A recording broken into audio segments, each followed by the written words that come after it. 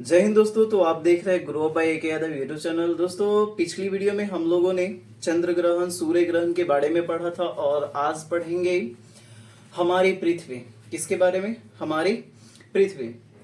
सबसे पहले जान लेते हैं कि जो हमारी पृथ्वी है उस पर सबसे अधिक जो क्या है वो देखते हैं। तो सबसे अधिक जो है हमारी पृथ्वी पर क्या है? पानी है। इसका आप लोग देख सकते हैं यहाँ, जिससे हमको पता चलता है कि इस पे कितनी सी है पानी और किस तरह का है। तो पृथ्वी को अच्छी तरह से देख लो। हम पृथ्वी पर अत्यधिक देख रहे हैं, तो जहां तहां ये जूम करके देख लो तो इस पे भी पानी ही पानी पाई जाती है। अब सबसे पहले जान लेते हैं कि पृथ्वी जो है इसका औसत दूरी सूर्य से कितना है, इसका भूमध्य रेखा से इसका व्यास कितना है, इसका घनत्व कितना है, ये सारा कुछ हम लोग इस पे जानेंगे। तो इस पे वीडियो मतलब इस पे है, आप स्क्रीन पे देख सकते हैं कि सूर्य से यानी कि हमारी जो पृथ्वी है वो सूर्य से औसत दूरी इसकी लगभग 15 करोड़ है। कितनी है? 15 करोड़। आप लोग वहां पे देख सकते हैं लगभग 15 करोड़ किलोमीटर की दूरी पर है ये। और इसका भूमध्य रेखा से इसका घनत्व दोस्तों, पृथ्वी का जो घनत्व है वह 5.52 ग्राम पर सेंटीमीटर क्यूब है। अब जान लेते हैं हम लोग पृथ्वी के बारे में, इतना घनत्व जान गए। अब इसका जान लेते हैं घूर्णन काल। ये जो ऐसे घूर्णन कर रही है, जो अपने अक्ष पर घूर्णन कर रही है, इसका हम घूर्णन काल जान लेते हैं। तो इसका लगभग जो घूर्णन काल है वह 24 घंटे है। कितने हैं? 24 घंटे हैं। अगर टाइम एग्जैक्ट में ले ली तो 23.9 घंटे हैं। इसका कितना है? 23.9 यानी कि 23.9 घंटे हैं। सूर्य परिक्रमण समय यानी कि यह सूर्य का एक चक्कर ये अपने अक्ष पर जो घूर्णन काल करती है वो 24 घंटे यानी कि 23.9 घंटे। और अब सूर्य का जब चक्कर लगाता है, सूर्य का जब चक्कर लगाता है उस वक्त इसकी जो इसका समय कितनी है, तो लगभग इसमें 365 या 66 होते हैं। ठीक है, इसका पूर्ण टाइम पूछ लो, पूर्ण समय पूछ लो, तो इसका जो सूर्य का परिक्रमण समय जो हुआ इसका 365 दिन 5 घंटे 48 मिनट हुए। ठीक है, वो 45.51 सेकेंड मिनट के साथ पूरी में चलते हैं। तो एक बार सही से देख लो, सूर्य का परिक्रमण समय यानी कि पृथ्वी एक सूर्य का परिक्रमण समय जो लगाती है वो कितने समय में करती है? वो जो करती है 365 दिन 5 घंटे 48 मिनट और 45.51 सेकेंड लगाती है। प्रकृति का उपग्रह को यानी कि अब इसमें देख लेते हैं। यहां तक हम लोग जान गए कि यहां जो है, और यह एक ऐसा ग्रह है, पृथ्वी जो है यह एक ऐसा ग्रह है दोस्तों जहां पर मानव वास करती है। यहां पर अनेकों लोग वास करते हैं। आप लोग सभी जानते होंगे क्या चंद्रमा पे, जैसे कि हमने कुछ पिछली वीडियो में बताया था चंद्रमा को, और विस्फोट भी कराया था, उसमें देखा था सूर्य को भी विस्फोट किए थे, तो चंद्रमा को विस्फोट किए, और एक नेपच्यून था ग्रह, उसको भी विस्फोट किए थे। तो हम लोग जान लेते हैं कि पृथ्वी के भी हैं, तो पृथ्वी पर ही चलते हैं। तो पृथ्वी जो है, अगर पूरे सौरमंडल में एक पृथ्वी ही है जिस पर मानव वास करती है। अभी एनालिसिस चल रही है कि चंद्रमा पर जीवन का वास है या नहीं, जीवन वहां पर है या नहीं।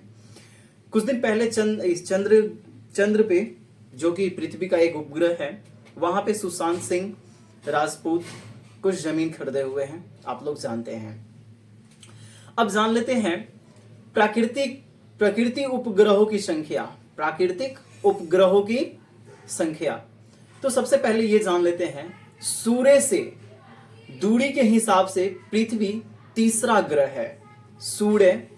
अब सूर्य ले ली, सूर्य के बाद जो है बुध आती है, उसके बाद ग्रह है, और तीसरी स्थान पे जो है वो मेरा पृथ्वी है। क्या है? पृथ्वी है। और कह रहे हैं आकाश में यह पांचवा सबसे बड़ा ग्रह है। अगर आकाश में ले लें तो यह पांचवें स्थान पे, यानी कि आकृति के अनुसार से ये पांचवें ग्रह है।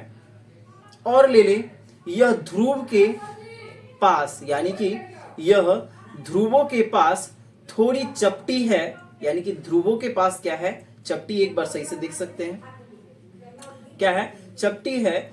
यही कारण है कि इसके आकार को भू भाग कहा जाता है, यानी कि भू आभ, सही से सुनिए, भू आभ कहा जाता है। और ये आभ का अर्थ है क्या, सही से सुनिए, भू आभ यानी कि आभ का अर्थ क्या है ये समझिए, पृथ्वी के समान आकार, पृथ्वी के समान आकार। यहां तक जान लेते हैं जीवन के अनुकूल परिस्थितियों में, परिस्थिति संभवतः केवल पृथ्वी पर ही पाई जाती है। हम मैंने पहले भी बताया, यहाँ जो है पृथ्वी पर संभवतः यानी कि मानव जीवन का विकास होता है। यहाँ पर मानव जीवन का सबसे अत्यधिक है, यानी कि ग्रह, सभी ग्रहों में पृथ्वी पर मानव जीवन है। ऐसे गर्मी बहुत है, पृथ्वी पर है और हमारे रूम में भी है, तुम्हारे यहाँ पास में भी होगा। चलो अत्यधिक नहीं लेते हैं समय, अब ले लेते हैं केवल पृथ्वी पर ही पृथ्वी न तो अधिक गर्म है और न ही अधिक ठंडी है।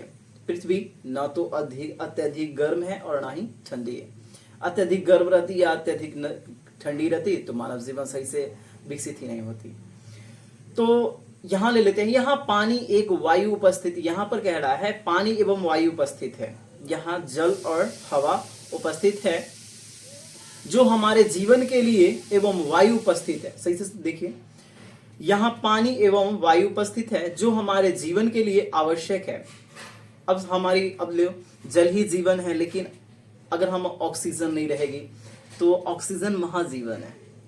पानी के लिए एक दिन हम प्यासे रह सकते हैं, लेकिन 1 मिनट सही से हम लोग वायु के बिना नहीं रह पाएंगे, घुट घुट कर मर जाएंगे।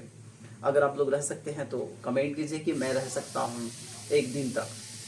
1 दिन क्या, आधा घंटे के लिए ले लो, आधे घंटे में तुम ऊपर रहोगे। कहाँ पे, वहां देख लो सही से, ऊपर रहोगे। तो मानव जीवन जो है वायु और जल पे है। अब वहां पे वायु जल है तो यहाँ पे कृषि भी हो सकती है, फसल भी हो सकती है, अनेक सारे उससे भोजन होती है। ठीक है, आगे जो चलते हैं, अनेकों गैसों हैं तो इसमें गैस जो है बहुत सारी है। तो वायु में जीवन के लिए आवश्यक गैसें जैसे ऑक्सीजन ऑक्सीजन मौजूद है। ठीक है, इन्हीं कारणों से पृथ्वी सौरमंडल का सबसे अद्भुत ग्रह है। यहाँ पर ऑक्सीजन है, जैसे देखिए मानव जीवन को ऑक्सीजन चाहिए। ठीक है, अब नाइट्रोजन कार्बन डाइऑक्साइड दे दूं जो जीवन हो जाएगी। हम लोग जीवित हैं तो ऑक्सीजन और जो कार्बन डाइऑक्साइड है जो वृक्षों को चाहिए, वृक्ष फिर कार्बन डाइऑक्साइड को ग्रहण कर लेते हैं और हम लोगों को ऑक्सीजन देती है। और यह एक अजूबा ग्रह है, जिसमें सौरमंडल का एक अजूबा ग्रह पृथ्वी है। सबसे बड़ी प्राकृतिक गुण भी है इसमें, जो कि मानव जीवन को है इसमें प्रदान करती है। अब ले लेते हैं इसका जो अद्भुत ग्रह भी है, तो इसके बारे में जान लेते हैं कि अंतरिक्ष में ये कैसा दिखता भी है। अंतरिक्ष से देखने पर पृथ्वी नीले रंग की दिखाई देती है। अगर अंतरिक्ष से हम देखते हैं तो पृथ्वी क्या दिखाई देती है, नीले रंग की दिखाई देती है। क्यों? क्योंकि इसकी 2/3 सतह पानी से ढकी हुई है। कितनी सतह? 2/3 सतह इसमें पानी से ढकी हुई है। मैंने पहले भी बताया कि पृथ्वी जो है, सही से देखना, पृथ्वी जो है सबसे अधिक पृथ्वी पर पानी ही है, पानी ही पानी है। 2/3 भागों पर पानी ही है और इसीलिए यह नीला दिखाई देता है अंतरिक्ष। ठीक है, अब कहती है अतः इसे नीला ग्रह भी कहा जाता है। तो हम लोग जान लेते हैं कि पृथ्वी को कौन सा ग्रह कहते हैं, तो नीला ग्रह। तो दोस्तों इसमें आज जो वीडियो है यहीं तक चलते हैं। अगली वीडियो में हम लोग चलेंगे पृथ्वी की गतियां पर। पृथ्वी की गति जो है किस प्रकार की है, दिन और रात कैसे होते हैं, इसके बारे में जानेंगे। पृथ्वी अपने अक्ष पर किस तरह से घूर्णन करती है और सूर्य का कैसे चक्कर लगाती है, और किस तरह से यह चक्कर लगाती है तो यह दिन होती है, और किस साइड से अगर होती है तो रात होती है। तो इसका घूर्णन भी जानेंगे, सब कुछ जानेंगे कि दिन और रात कैसे होती है। हम लोग तो दिन और रात सभी में बना लेते हैं। सबसे बड़ी बात है कि जो आज जो क्लास चली है उसमें हम लोग ने क्या पढ़ा, पृथ्वी के बारे में जाना, तो इसको सूर्य से औसत दूरी जाना, इसका भूमध्य रेखा से व्यास जाना, घूर्णन जाना, घनत्व जाना, परिक्रमण जाना, ये अपने अक्ष पर परिक्रमण, उसके बाद यह सूर्य का परिक्रमण कितने लगाती है, और इसके प्राकृतिक जो इसका दैविक गुण है, प्राकृतिक गुण जो है, और इस किस कारण से पृथ्वी कितने दूरी पर कहाँ पे है अंतरिक्ष में, सौरमंडल में, और सौरमंडल में अद्भुत ग्रह कैसे है, इसके बारे में हम लोग जाना। अगले वीडियो में फिर जानेंगे कि किस तरह से कौन से क्या है। तो अगले वीडियो में क्या पढ़ेंगे, पृथ्वी की गतियां। ठीक है, तो अब यहाँ से चलते हैं और अगले वीडियो का वेट कीजिए। तो जय हिंद दोस्तों, जय हिंद, जय भारत।